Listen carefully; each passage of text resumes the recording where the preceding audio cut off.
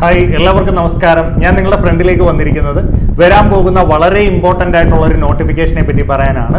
ഏതാണെന്ന് ചോദിച്ചു കഴിഞ്ഞാൽ ബി എസ് എഫിലേക്കുള്ള ട്രേഡ്സ്മാൻ്റെ വേക്കൻസിയെ പറ്റി പറയാനാണ്. അപ്പോൾ ഈ വീഡിയോ എല്ലാവരും ഒന്ന് ശ്രദ്ധിച്ച് ആദ്യം മുതൽ അവസാനം വരെ കാണാനായിട്ട് ശ്രമിക്കുക. ഇപ്പോൾ നിങ്ങൾ അറിയാം, നമ്മുടെ ചാനലിൽ SSC GD പോലെയുള്ള RPF പോലെയുള്ള എക്സാംസ് ഒക്കെ കാത്തിരിക്കുന്ന ഒരുപാട് വിദ്യാർത്ഥികളുണ്ട്.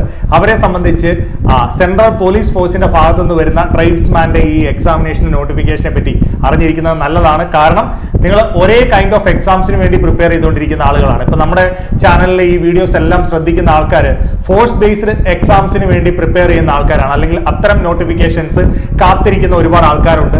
അവർക്ക് വേണ്ടിയിട്ടാണ് ഈ നോട്ടിഫിക്കേഷൻ നിങ്ങളുടെ ഫ്രണ്ടിലേക്ക് എത്തിക്കുന്നത്.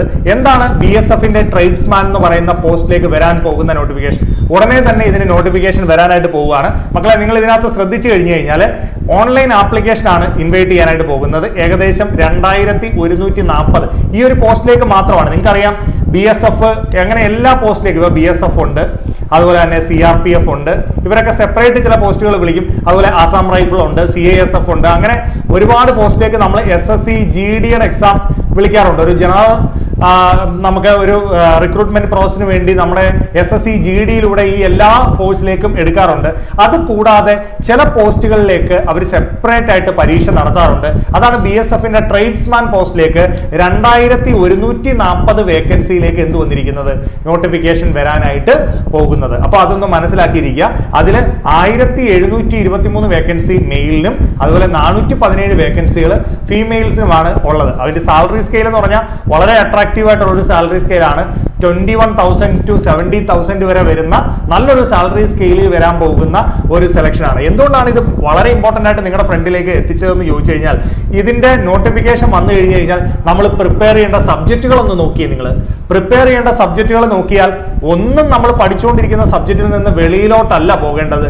എല്ലാം നമ്മൾ പഠിച്ചുകൊണ്ടിരിക്കുന്ന സബ്ജക്ട്സ് തന്നെയാണ്. ഏതൊക്കെയാണ് ടോപ്പിക്കിൽ വരുന്ന സിലബസ് എടുത്താൽ റീസണിങ് വരുന്നുണ്ട്, QA വരുന്നുണ്ട്, ജനറൽ അവയർനെസ് വരുന്നുണ്ട്, ഇംഗ്ലീഷ് വരുന്നുണ്ട്.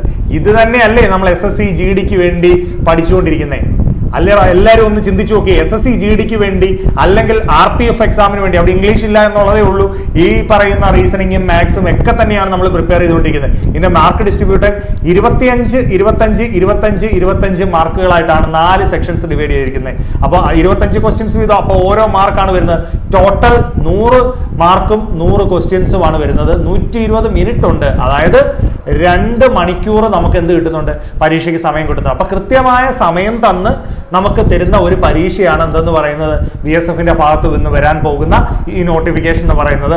അപ്പോൾ SSC എക്സാമുകൾക്ക് പ്രിപ്പയർ ചെയ്തുകൊണ്ടിരിക്കുന്ന, GD എക്സാമുകൾക്ക് പ്രിപ്പയർ ചെയ്തുകൊണ്ടിരിക്കുന്ന, RPF പോലെയുള്ള ഫോഴ്സ് എക്സാമുകൾക്ക് പ്രിപ്പയർ ചെയ്യുന്നവർക്ക് വളരെ സന്തോഷമുള്ള ഒരു വാർത്തയാണ് ഞാൻ ഈ ചാനലിലൂടെ നിങ്ങളെ അറിയിക്കുന്നത്.